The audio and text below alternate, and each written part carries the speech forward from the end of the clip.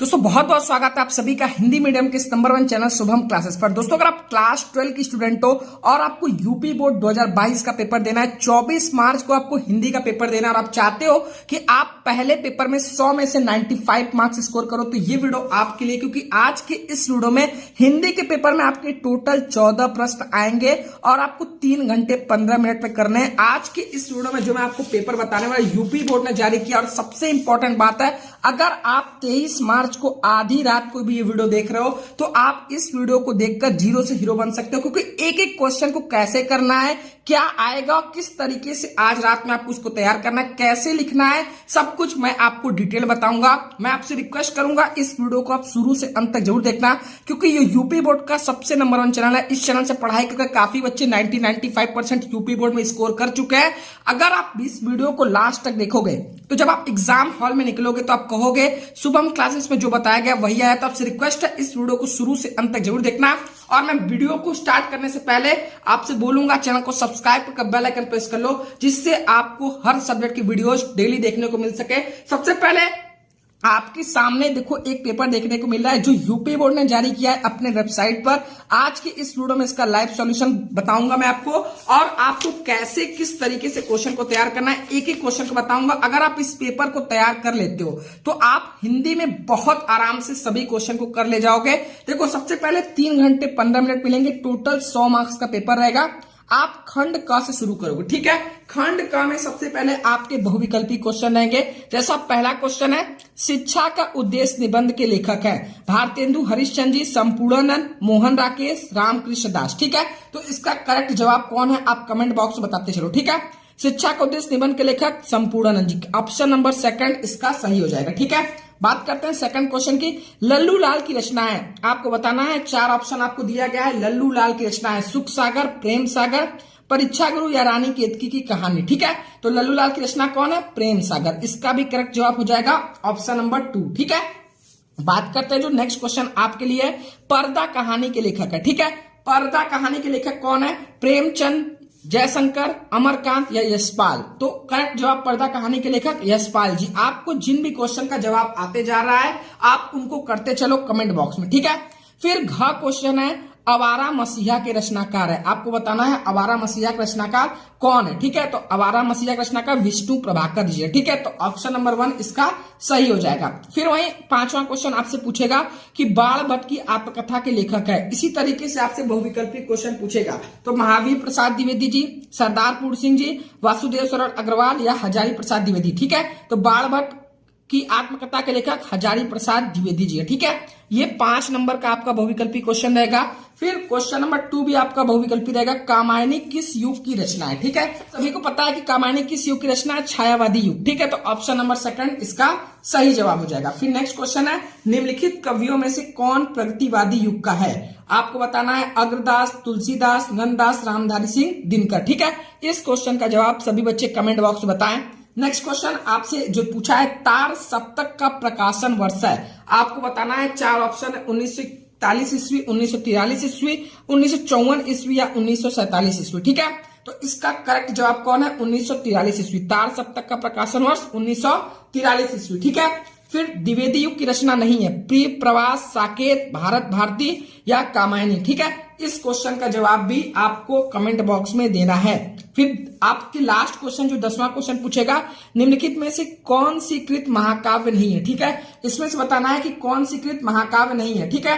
तो रामचरितमानस ये भी महाकाव्य, साकेत भी और पद्मावत भी। तो मामा इसमें महाकाव्य नहीं है, ठीक है। तो इसका करेक्ट जवाब हो जाएगा मामा। सबसे पहले आपके पेपर में 10 में से 10 नंबर आप बहुविकल्पी क्वेश्चन से तैयार कर सकते हो, जो आपको यूपी बोर्ड ने जारी किया है, ठीक है। इस तरीके से 10 बहुविकल्पी क्वेश्चन आपको सबसे पहले देखने को मिलेंगे। फिर क्वेश्चन नंबर 3 जो रहेगा वह रहेगा, दिए गए गद्यांश आधारित निम्नलिखित प्रश्नों का उत्तर दीजिए, ठीक है। सबसे पहले आपको एक गद्यांश दिया रहेगा और इस गद्यांश में से आपको क्वेश्चन पूछेगा, ठीक है। धरती माता की कोख में जो अमूल्य निधियां भरी हैं, जिनके कारण वह वसुंधरा कहलाती हैं, देखो सबसे पहले गद्यांश जब सॉल्व करो तो सबसे पहले एक दो बार इसको पढ़ लो, ठीक है। देखो सबसे पहले इसको पढ़ने के पीछे रीजन क्या, आपको पहचानना है उपयुक्त गद्यांश का संदर्भ लिखिए, ठीक है। संदर्भ में आपको बताना रहता है कि पाठ का नाम क्या है, लेखक का नाम क्या है, ठीक है। तो यह राष्ट्र का स्वरूप पाठ से लिया गया है, ठीक है। धरती माता की कोख में जब आप पढ़ोगे आपके चैप्टर से, तो इस चैप्टर से लिया गया और लेखक कौन है, डॉक्टर वसुदेव सरल अग्रवाल जी, ठीक है। तो आप गद्यांश सिंपली ये लिख दोगे कि किस लेसन से लिया गया है, कौन इसके राइटर है, ठीक है। और ये गद्य भाग से लिया गया है। अब देखो जो क्वेश्चन इसमें पूछता है, ठीक है, वह आपके बुक में ही जो ये गद्यांश दिया उसे पूछा था, ठीक है। ऐसे धरती वसुंधरा क्यों कहलाती है, ठीक है। तो आप यहां पर देखो जब गद्यांश को आप सही से पढ़ोगे ना, तो यहां पर देखो धरती वसुंधरा क्यों कहलाती है, धरती माता की कोख में जो अमूल्य निधियां भरी हैं जिनके कारण वह वसुंधरा कहलाती है, ठीक है। आपको इसी में से आप इसका जवाब ढूंढकर आपको लिखना है, ठीक है। अब आपको रेखांकित अंश की व्याख्या करना है, ठीक है। जितने भी इसका पूरा नहीं व्याख्या करना है, जितने दूर ये अंडरलाइन है यहां से लेकर यहां तक, इसका आपको व्याख्या करना है, क्लियर है। फिर जो नेक्स्ट क्वेश्चन आपसे पूछा है कि पृथ्वी के देह को किसने सजाया है, इसका भी जवाब आपको इसी में देखने को मिलेगा। देखो पृथ्वी के देह लाखों करोड़ों वर्ष से अनेक प्रकार की धातुओं को पृथ्वी को पीस पीस पर अगणित प्रकार की मिट्टियां से पृथ्वी के देह को सजाया गया, ठीक है। मिट्टियों से पृथ्वी के देह को सजाया गया, ठीक है। तो जो भी क्वेश्चन इसमें पूछेगा उसका सही जवाब इसी में दिया रहेगा, ठीक है। फिर 5 क्वेश्चन, सबसे पहले गद्यांश से आपको 5 क्वेश्चन पूछेगा जिसका जवाब इसी में से रहेगा। लेकिन जितने भी गद्यांश के आपके चैप्टर है, ठीक है, जितने भी आपके गद्यांश के चैप्टर है, सबसे पहले एक तरफ लेसन का नाम, ठीक है, एक तरफ लेसन का नाम, फिर एक तरफ जो भी उसका राइटर है, ठीक है, यानी पाठ का नाम और जो लेखक का नाम है, ठीक है। जो लेखक का नाम है वह और पाठ का नाम, ये दो चीज आप सभी चैप्टर के तैयार कर लो ताकि जिस भी लेसन का रहे आप उसे पहचान सको, ठीक है। फिर जो नेक्स्ट क्वेश्चन आपसे पूछेगा दिए गए पदांश पर आधारित, ठीक है, आपको पदांश पर आधारित निम्नलिखित प्रश्नों के उत्तर देने रहेंगे, ठीक है। यहां पर आप देख सकते हो कि आपको 2 पदांश दिए रहेंगे, ठीक है। दोनों में ऑप्शन रहेगा, एक ये दिया रहेगा, फिर एक अथवा करके इधर दिया रहेगा, ठीक है। अब जैसे यहां पर देखो लज्जाशीला पथिक महिला जो कहीं दृष्टि आए, होने देना विकृत वसना, तो न तू सुंदरी को, ठीक है, तो न तू सुंदरी को, या किस चैप्टर से लिया गया, कोई कमेंट बॉक्स में बताए, ठीक है। जिनको भी पता है कोई कमेंट बॉक्स में बताए, ठीक है। इसको कौन लिखा है, अयोध्या सिंह उपाध्याय हरिऔध जी, ठीक है। और ये प्री प्रवास से हमारी पाठ पुस्तक के पद पाठ से लिया गया, पवन दूतिका से, ठीक है, पवन दूतिका चैप्टर से लिया गया है। और इसके लेखक कौन है, अयोध्या सिंह उपाध्याय हरिऔध जी, ठीक है। तो सबसे पहले पदांश में यही लिखना रहेगा कि किस लेसन से लिया गया है, ठीक है, और इसका मतलब पवन दूतिका से लिया गया, और कवि का नाम क्या लिख दोगे, अयोध्या सिंह उपाध्याय हरिऔध जी, ठीक है। फिर रेखांकित अंश की व्याख्या करना है, इसमें भी जो लाइन इसका रेखांकित है उसको आप व्याख्या करना है, ठीक है। फिर इसी से रिलेटेड 3 क्वेश्चन आपसे और पूछेगा, ठीक है। यह क्वेश्चन आपसे पूछ लेगा गद्य और पद्य से, जो 10-10 नंबर का 20 नंबर का आपका ये आएगा, ठीक है।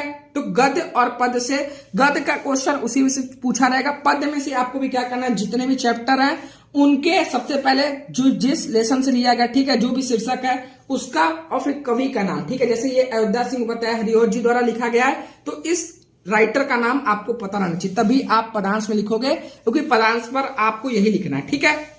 फिर प्रश्न संख्या 5 आपसे पूछेगा निम्नलिखित में से किसी एक लेखक का साहित्यिक परिचय देते हुए उनकी प्रमुख रचना का उल्लेख करना, ठीक है। सबसे पहले देखो यहां पर आपको शब्द सीमा भी दिया हुआ है कि अधिकतम शब्द सीमा 80 अंक का, ठीक है।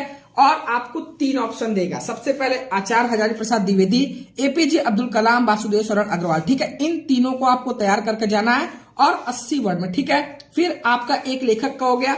फिर आपसे पूछेगा निम्नलिखित में से किसी एक कवि का, ठीक है, कवि का साहित्यिक परिचय देते हुए उनकी प्रमुख कृतियों पर प्रकाश डालिए, ठीक है। देखो साहित्यिक परिचय पर आपको 3 नंबर मिलेगा, उनकी प्रमुख कृतियां बताओगे तो 2 मार्क्स, ठीक है, यानी टोटल 5 नंबर आपको मिलेगा। और इसमें भी वर्ड लिमिट है, 80 अंक से ज्यादा नहीं लिखना है, ठीक है। फिर मैथिली सरल गुप्त, सुमित्रानंद पंत, रामधारी सिंह दिनकर, ये तीनों तैयार कर लो, इसमें से एक तो आपको देखने को मिलेगा, ठीक है। और आपके जो भी क्वेश्चन बैंक में है उनको भी एक बार पढ़ लेना, क्लियर है। और जीवन परिचय, साहित्यिक परिचय आपको कैसे लिखना है, मैंने एक वीडियो ट्रिक वाला बनाया है जिसको ऑलरेडी, ठीक है, आप विश्वास नहीं करोगे 15 लाख स्टूडेंट देख चुके हैं। मैं डिस्क्रिप्शन में वीडियो का लिंक दूंगा, उस पर आप क्लिक करके देखना, उस वीडियो को 15 लाख स्टूडेंट देख चुके हैं, ठीक है। बात करते हैं नेक्स्ट क्वेश्चन जो आपसे पूछेगा, 6वां क्वेश्चन, ठीक है, यह रहेगा 5 नंबर का, जो आपसे पूछेगा कि कहानी पर, ठीक है। देखो कहानी पर बहादुर अथवा पंचलाइट कहानी के उद्देश्य पर प्रकाश डालिए। फिर इसी में अथवा करके दिया है ध्रुव यात्रा कहानी की कथा वस्तु अपने शब्दों में लिखे, यानी तीनों कहानी में से कोई एक ही कहानी जो आपके जिले में उसी को लिखना है, ठीक है। और कहानी के उद्देश्य पर प्रकाश डालिए या उसकी कहानी की कथा वस्तु अपने शब्दों में लिखिए, ठीक है। तो यही सेम क्वेश्चन आपको तैयार कर लेना है, ठीक है। यही सेम क्वेश्चन कम से कम 2-3 बार आप कहानी को, अगर आप आज रात कल आपका पेपर है तो कम से कम आप क्वेश्चन बैंक से 2-3 बार इस कहानी को पढ़ लो ताकि आप अपने वर्ड में लिख सको, ठीक है। जो भी क्वेश्चन यहां पर दिया है सिर्फ इसी के जवाब को आप पढ़ लो, एज इट इज, कहानी बदलने वाला नहीं है, क्लियर है। फिर 7वां क्वेश्चन आपसे पूछेगा स्वपठित खंड काव्य के आधार पर किसी एक खंड के एक प्रश्न का उत्तर दीजिए, ठीक है। ये भी देखो वर्ड लिमिट दिया हुआ 80 अंक का, ये 5 नंबर का रहेगा। अब आपके जिले में जो भी खंड काव्य है, देखो श्रवण कुमार खंड काव्य के नायक का चरित्र चित्रण कीजिए या फिर श्रवण कुमार खंड काव्य के आधार पर दशरथ का चरित्र चित्रण कीजिए, ठीक है। इन दोनों में से कोई एक करना है, तो जो भी आपके जिले में सिर्फ उसको तैयार करना है, ठीक है। तो अब आपके जिले में जो भी खंड काव्य है, ठीक है, मैं सपोज करता हूं जैसे बनारस में है जो भी, तो अगर मुक्ति खंड काव्य का कथानक संक्षेप में लिखना है कि क्या क्या इस खंड काव्य में हुआ, और इस नायक का, जो भी इस खंड काव्य में नायक है, उनका चरित्र चित्रण आपको करना है, ठीक है। तो जो भी आपके जिले में खंड काव्य है, जो भी इस क्वेश्चन बैंक में आपको दिया है, जो भी इस मॉडल पेपर में डिस्क्रिप्शन में पीडीएफ का लिंक दे दूंगा, आपको इसको खोलकर तैयार कर लेना है, क्लियर है। या कैसे तैयार करोगे, क्वेश्चन बैंक से तैयार कर लोगे, ठीक है। अब आप सोचो कि मैं इस कहानी को यहां आपको बताने बैठू, इतना मैं करूंगा, उससे अच्छा आप कर लोगे और बहुत अच्छे से समझ भी जाओगे, ठीक है। शुरू होगा खंड ख। खंड क में 7 क्वेश्चन, खंड ख में 7 क्वेश्चन। खंड ख जो 8वां क्वेश्चन होगा यह रहेगा, दिए गए संस्कृत गद्यांशों में से किसी एक का ससंदर्भ हिंदी में अनुवाद करना, ठीक है। सबसे पहले एक गद्यांश दिया रहेगा संस्कृत से, ठीक है। जैसे महामना विद्वान वक्ता धार्मिको नेता, तो आपका एक चैप्टर महामना के बारे में हो रहा है, महामना मालवीय चैप्टर है, ठीक है। तो आप समझ गए एक महामना मालवीय चैप्टर से लिया गया है। तो संदर्भ पर आपको 2 नंबर, हिंदी में अनुवाद पर 5 नंबर। तो आप सबसे पहले संदर्भ में क्या लिखोगे कि यह गद्यखंड, ठीक है, ये गद्यांशों से लिया गया, तो यह गद्यखंड हमारी पाठ्य पुस्तक के, देखो संस्कृत से लिया गया, तो आप क्या लिख दोगे, संस्कृत भाग में संकलित महामना मालवीय नामक पाठ से उद्धृत या लिया गया, ठीक है। अब संस्कृत गद्यांश है तो संस्कृत भाग से लिखोगे, ठीक है। यह गद्यखंड हमारी पाठ्य पुस्तक के संस्कृत भाग में संकलित महामना मालवीय पाठ से या नामक पाठ से उद्धृत है, क्लियर है। अब 2 नंबर आपको मिल गया यहां पर संदर्भ पर, ठीक है, क्योंकि संदर्भ में यही बताना रहता है किस बुक से और किस चैप्टर से लिया गया, ठीक है। फिर 5 नंबर आपको इसका हिंदी में अनुवाद करना है, क्योंकि संस्कृत में दिया महामना विद्वान वक्ता धार्मिको नेता पटु, मतलब इसका क्या हुआ, महामना विद्वान वक्ता थे, धार्मिक नेता थे, पटु एवं कुशल पत्रकार थे, ठीक है। परमस्य सर्वोच्च गुण जन सेवा आसित, परमस्य मतलब क्या हुआ, किंतु इनका सर्वोच्च गुण जन सेवा आसित, जन सेवा ही था, ठीक है। यत्र कुत्रापि एवं जनाना दुखितान, ठीक है। यत्र कुत्रापि मतलब जहां कहीं भी ये लोगों को, दुखितान, ठीक है, दुखित और पीड़ित देखते थे, ठीक है, वहां तत्रैव सशीघ्र में उपस्थित, मतलब वहां वह शीघ्र उपस्थित होकर सर्वविध सामच अकरोता, मतलब सब प्रकार की सहायता करते थे, ठीक है। प्राणी सेव अस्य स्वभाव एवासीत, इसका मतलब क्या हुआ, प्राणियों की सेवा इनका स्वभाव ही था, ठीक है। तो इस तरीके से आपको ये संस्कृत में दिया रहेगा, इसका हिंदी में अनुवाद करना रहेगा, ठीक है। इसमें भी आपको 2 दिए रहेंगे, ठीक है। फिर आपसे 2 दिया रहेगा, जैसे एक यहां पर है एक वो, तो ये नहीं कि दोनों करने लगे, एक ही करना है, ठीक है। अब आपसे पूछेगा कि दिए गए पदांशों में से किसी एक का ससंदर्भ हिंदी में अनुवाद करना, ठीक है। अब ये पदांश भी आपका कहां से लिया गया रहेगा, यह पदांश भी आपके संस्कृत के जो चैप्टर है उनके लिए रहेंगे, ठीक है। देखो जैसे यहां पर न में रोचते भद्र व, तो यह किस चैप्टर से लिया गया, जातक कथा से, ठीक है। संस्कृत भाग में संकलित जातक कथा पाठ से लिया गया, ठीक है। तो इसको आप कैसे करोगे, इसको आप सबसे पहले बताना रहेगा इसका भी संदर्भ, फिर आपको इसका हिंदी में अनुवाद करना रहेगा, ठीक है। तो जितने भी आपके श्लोक और पदांश दिए गए हैं, ठीक है, उसको आप एक बार हिंदी में अनुवाद सभी का पढ़ लेना, और ये जो 2 आपके मॉडल पेपर में दिए इनका तो आप जरूर पढ़ लेना, क्लियर है। फिर बात करते हैं, आपका इधर से शुरू हो जाएगा, निम्नलिखित मुहावरों में से किसी एक का अर्थ लिखकर वाक्य में प्रयोग कीजिए, ठीक है। निम्नलिखित मुहावरों में से, यानी 4 दिया रहेगा, जिसमें से, ठीक है, किसी एक का अर्थ लिखकर वाक्य में प्रयोग कीजिए। किसी एक का लिखना है, ठीक है, ध्यान से पढ़ना। यानी तलवार की धार पर चलना, टका सा जवाब देना, दाल में काला होना, नमक मिर्च लगाना, ठीक है। पहले इसका आपको अर्थ लिखना है, दाल में काला होना, सब लोग कमेंट बॉक्स बताओ। फिर उसका एक वाक्य प्रयोग कर उसका वाक्य बनाना, ठीक है। फिर उसके बाद आपसे 10वां क्वेश्चन पूछेगा, निम्नलिखित शब्दों के संधि विच्छेद के सही विकल्प का चयन कीजिए, ठीक है। तथापि का संधि विच्छेद है, आप जल्दी से कमेंट बॉक्स बताओ। अभी मैं एक वीडियो बनाऊंगा जिसमें हिंदी ग्रामर के कंप्लीट वीडियो सॉल्यूशन आपको बताऊंगा कि हिंदी ग्रामर में 3 साल के पेपर से कौन कौन से इंपॉर्टेंट क्वेश्चन है। तो आप वो वीडियो जरूर देखना, इसके चैनल को सब्सक्राइब करके बेल आइकन प्रेस करो, ठीक है। फिर देखो, इस तरीके से निम्नलिखित शब्दों के संधि विच्छेद के सही विकल्प का चयन कीजिए, ठीक है। 2-3 आपको संधि विच्छेद दिया जाएगा। फिर दिए गए निम्नलिखित शब्दों के विभक्ति और वचन है, ठीक है, ये आपको बताना है। फिर निम्नलिखित में से शब्द युग्मों का सही अर्थ चयन करके लिखना है, ठीक है। आपको वसन व व्यसन में बताना है, विवश और व्याकुल होगा, कवच और भोजन होगा, या फिर वस्त्र और आदत होगा, या फिर विस्तार और अवधि होगा, ठीक है। कमेंट बॉक्स में सभी लोग बताओ। अब जैसे निम्नलिखित शब्दों में से किसी एक शब्द के 2 अर्थ लिखे, यानी पर्यायवाची, ठीक है। अंबर, पट, विधि व नाक, ठीक है। नाक का सर्प, और एक और आप बता दो जल्दी से कमेंट बॉक्स में, एक ही का लिखना है, ठीक है। फिर निम्नलिखित वाक्यांशों के लिए एक शब्द चयन करके लिखना है, ठीक है। जैसे जो आंखों के सामने हो, नेत्र समूह, प्रत्यक्ष, आंख के आगे, प्रत्येक आंख, ठीक है। इन चारों में से कौन सा होगा, कमेंट बॉक्स में जल्दी से बताओ, ठीक है।